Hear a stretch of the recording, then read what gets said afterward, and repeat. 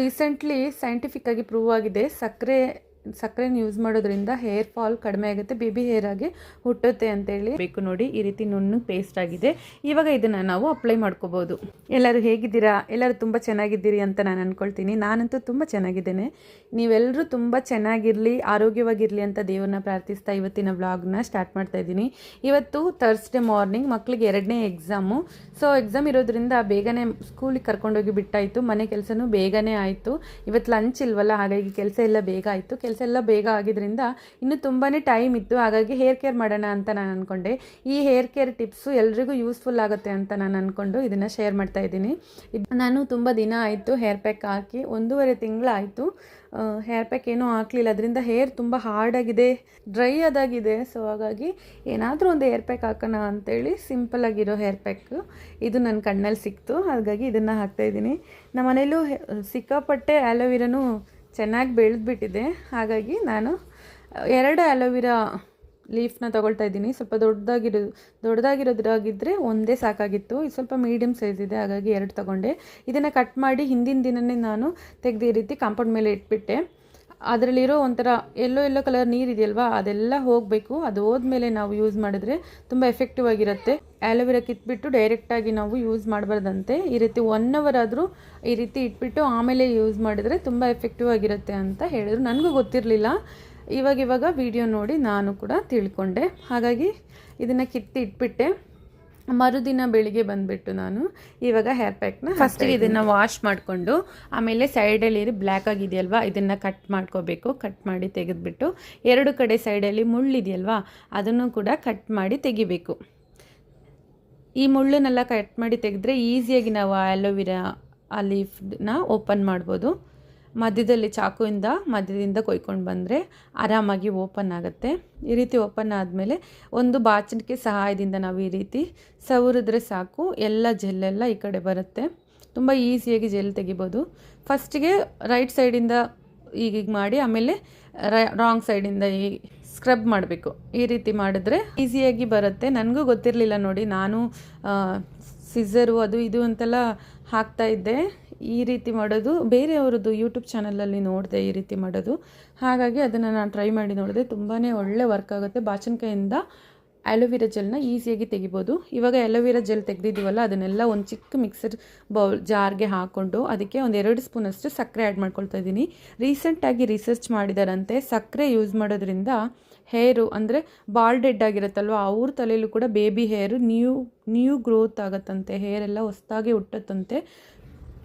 ಇವಾಗ ಇದ್ರ ಜೊತೆಗೆ ನಾನು 1 ಸ್ಪೂನಷ್ಟು ಮೆಂತೆ ಮತ್ತು ಲವಂಗ ಹಾಕಿ ಆಲ್ರೆಡಿ ಬಿಸಿ ಮಾಡಿ ಇಟ್ಟಿದ್ದೆ ಹೇರ್ ಆಯಿಲು, ಅದನ್ನು ಸೇರಿಸ್ಕೊಳ್ತಾ ಇದ್ದೀನಿ. ನೀವು ಯಾವ ಹೇರ್ ಆಯಿಲ್ನ ಬಳಸ್ಕೊಳ್ತಿರೋ ಹೇರಿಗೆ ಅದೇ ಹೇರ್ ಆಯಿಲ್ನ 1 ಸ್ಪೂನಷ್ಟು ಹಾಕಿಬಿಟ್ಟು ಚೆನ್ನಾಗಿ ಗ್ರೈಂಡ್ ಮಾಡ್ಕೋಬೇಕು. ನೋಡಿ, ಈ ರೀತಿ ನುಣ್ಣಗೆ ಪೇಸ್ಟ್ ಆಗಿದೆ. ಇವಾಗ ಇದನ್ನು ನಾವು ಅಪ್ಲೈ ಮಾಡ್ಕೋಬೋದು. ಇದು ಲಿಕ್ವಿಡ್ ಫಾರ್ಮಲ್ಲಿರೋದ್ರಿಂದ ಹೇರ್ಗೆ ಅಪ್ಲೈ ಮಾಡೋದು ತುಂಬಾ ಈಸಿ. ಹೇರು ಒಳಗಡೆ ಎಲ್ಲ ಹೋಗೋ ಥರ ನಾವು ಇದನ್ನು ಹಚ್ಕೊಳ್ಬೇಕು. ಬೆರಳಿಂದ ಚೆನ್ನಾಗಿ ಮಸಾಜ್ ಕೊಟ್ಕೊಂಡು ಹಚ್ಕೊಳ್ಬೇಕು. ರೂಟ್ಗೆಲ್ಲ ಹಚ್ಕೊಂಡು ಆದಮೇಲೆ ನಾವು ಕೆಳಗಡೆ ಇರೋ ಹೇರ್ಗೆಲ್ಲ ಹಚ್ಕೋಬೇಕು. ಇದು ನನಗೆ ಸಾಕಾಗಲಿಲ್ಲ ಲೀಫ್, ಇನ್ನೊಂದು 2 ಲೀಫ್ ಎಕ್ಸ್ಟ್ರಾ ತೊಗೊಂಡಿದ್ರೆ ಫುಲ್ ಹೇರಿಗೂ ಆಗ್ತಾಯಿತ್ತು. ನೆಕ್ಸ್ಟ್ ಟೈಮ್ ಮಾಡಬೇಕಾದ್ರೆ ಖಂಡಿತವಾಗ್ಲೂ 4 ಆ್ಯಲೋವಿರಾ ಲೀಫ್ನ ತೊಗೊಂಡೇ ಮಾಡಬೇಕು. ಇದು ಅಷ್ಟಾಗಿ ಸಾಕಾಗಲಿಲ್ಲ, ಆದರೂ ಪರವಾಗಿಲ್ಲ, ಅಡ್ಜಸ್ಟ್ ಮಾಡಿಕೊಂಡು ಫುಲ್ ಹೇರಿಗೆ ಅಪ್ಲೈ ಮಾಡಿಕೊಂಡೆ. ಫುಲ್ ಹೇರಿಗೆ ಅಪ್ಲೈ ಮಾಡಿಕೊಂಡು ಒಂದು ಸೂಡಿ ಹಾಕ್ಕೊಂಡು 1/2 ಅವರ್ ಬಿಟ್ಬಿಟ್ಟು ನಾನು ಹೇರ್ ವಾಶ್ ಮಾಡ್ತೀನಿ.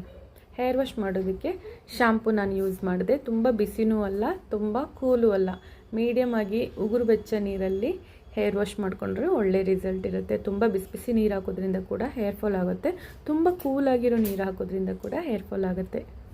ಇವಾಗ ಹೇರ್ ವಾಶ್ ಮಾಡ್ಕೊಂಡಿದ್ದೀನಿ. ಹೇರ್ ಮುಟ್ಟೋದಕ್ಕೆ ತುಂಬ ಸಾಫ್ಟಾಗಿ ಸಿಲ್ಕಿಯಾಗಿದೆ. ನನಗೆ ಒಳ್ಳೆ ಡಿಫ್ರೆನ್ಸ್ ಕಾಣ್ತಾ ಇದೆ. ವಾರದಲ್ಲಿ ನಾವು 1 ಸಲನಾದರೂ ಹೇರ್ ಪ್ಯಾಕ್ ಹಾಕೋದ್ರಿಂದ ಹೇರ್ ಹೆಲ್ದಿಯಾಗೂ ಗ್ರೋತ್ ಆಗುತ್ತೆ, ಸಿಲ್ಕಿಯಾಗೂ ಇರುತ್ತೆ. ಹೇರ್ ಪ್ಯಾಕ್ ಎಲ್ಲ ಹಾಕಿ ಮುಗಿಸೋ ಅಷ್ಟರಲ್ಲಿ 12 ಗಂಟೆ ಆಯಿತು. ಇನ್ಮೇಲೆ ಮಕ್ಕಳನ್ನ ಹೋಗಿ ಕರ್ಕೊಂಡು ಬರಬೇಕು ಸ್ಕೂಲಿಂದ.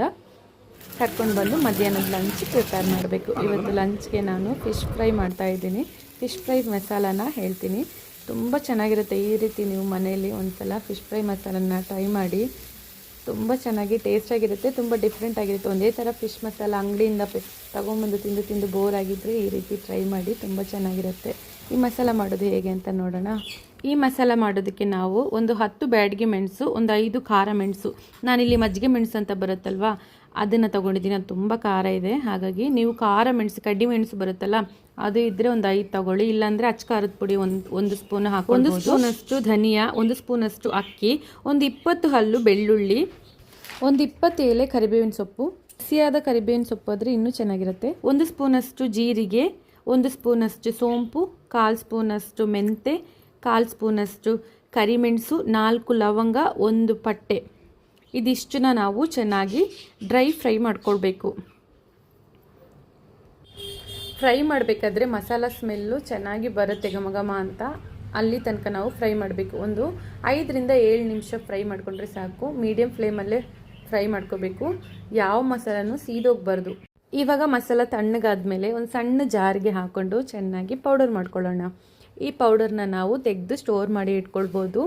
ಯಾವಾಗ ಬೇಕೋ ಆವಾಗ ನಾವು ಯೂಸ್ ಮಾಡ್ಕೋಬೋದು. ಆವಾಗಿಂದ ಆವಾಗಲೇ ಮಾಡಿಕೊಂಡ್ರೆ ತುಂಬ ಚೆನ್ನಾಗಿರುತ್ತೆ ಸ್ಮೆಲ್ಲು. ಇದು ಸಣ್ಣ ಜಾರಲ್ಲೇ ನಾವು ಗ್ರೈಂಡ್ ಮಾಡ್ಕೋಬೇಕು. ದೊಡ್ಡ ಜಾರಲ್ಲಿ ಅಷ್ಟು ಚೆನ್ನಾಗಿ ಗ್ರೈಂಡ್ ಆಗಲ್ಲ. ಸಣ್ಣ ಜಾರಲ್ಲೇ ಹಾಕ್ಕೊಂಡು ಗ್ರೈಂಡ್ ಮಾಡ್ಕೊಳ್ಳಿ. ಇದ್ರ ಜೊತೆಗೆ ನಾವು ಒಂದು ಸಣ್ಣ ತುಂಡಷ್ಟು ತೆಂಗಿನಕಾಯಿನೂ ಎಣ್ಣೆಯಲ್ಲಿ ಫ್ರೈ ಮಾಡ್ಕೊಂಡು ಹಾಕ್ಕೊಂಡ್ರೆ ಇನ್ನೂ ಘಮ ಘಮ ಅಂತ ಟೇಸ್ಟಿಯಾಗಿರುತ್ತೆ. ತೆಂಗಿನಕಾಯಿ ಖಾಲಿಯಾಗಿದೆ, ಹಾಗಾಗಿ ನಾನು ಹಾಕಲಿಲ್ಲ, ನೀವಿದ್ರೆ ಹಾಕ್ಕೊಳ್ಳಿ. ರುಚಿಗೆ ತಕ್ಕಷ್ಟು ಉಪ್ಪು, 1/4 ಸ್ಪೂನಷ್ಟು ಅರಿಶಿನ ಪೌಡರ್, ಇದನ್ನು ಹಾಕ್ಕೊಂಡು ಚೆನ್ನಾಗಿ ಪೌಡರ್ ಮಾಡಬೇಕು. ಅಷ್ಟು ಪೌಡರ್ನ ಒಂದು ತಟ್ಟೆಗೆ ಹಾಕ್ಕೊಂಡು 1 ಸ್ಪೂನಷ್ಟು ಕಾರ್ನ್ಫ್ಲೋರ್, ಅರ್ಧ ಲೆಮನ್ನ ಹಾಕ್ಕೊಳ್ತಾ ಇದ್ದೀನಿ. ಸ್ವಲ್ಪ ನೀರನ್ನ ಸೇರಿಸ್ಕೊಂಡು ಚೆನ್ನಾಗಿ ಪೇಸ್ಟ್ ಮಾಡ್ಕೊಳ್ಬೇಕು.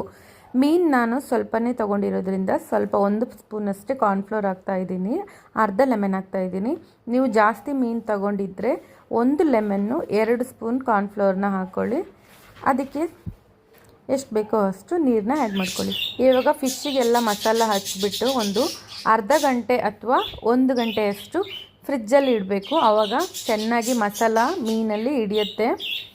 ನಾವು ಎಷ್ಟೊತ್ತು ಫ್ರಿಜ್ಜಲ್ಲಿ ಇಡ್ತೀವೋ ಅಷ್ಟೊತ್ತು ಮೀನು ತುಂಬ ಟೇಸ್ಟಾಗಿರುತ್ತೆ. 1 ಗಂಟೆ ಅಥವಾ 2 ಗಂಟೆ ಹೊತ್ತು ಇಟ್ಟರೆ ತುಂಬ ಟೇಸ್ಟಾಗಿರುತ್ತೆ. ನಾನು ಅರ್ಧ ಗಂಟೆ. ಇವಾಗ ಒಂದು ತವದಲ್ಲಿ ಸ್ವಲ್ಪ ಎಣ್ಣೆ ಹಾಕ್ಕೊಂಡು ಫಿಶ್ನ 2 ಕಡೆ 10 ನಿಮಿಷ ಲೋ ಫ್ಲೇಮಲ್ಲೇ ಇಟ್ಕೊಂಡು ಕುಕ್ ಮಾಡಿದ್ರೆ ಸೂಪರಾಗಿರೋ ಫಿಶ್ ಫ್ರೈ ರೆಡಿ. ಈ ವಿಡಿಯೋ ನಿಮಗೆಲ್ರಿಗೂ ಯೂಸ್ಫುಲ್ ಆಗಿದೆ ಅಂತ ನಾನು ಅಂದ್ಕೊಳ್ತೀನಿ. ಈ ವಿಡಿಯೋ ಇಷ್ಟ ಆಗಿದ್ದರೆ ಲೈಕ್ ಮಾಡಿ, ಶೇರ್ ಮಾಡಿ, ಸಬ್ಸ್ಕ್ರೈಬ್ ಮಾಡಿ. ಈ ವಿಡಿಯೋನ ನಾನು ಇಲ್ಲಿಗೆ ಮುಕ್ತಾಯ ಮಾಡ್ತೀನಿ.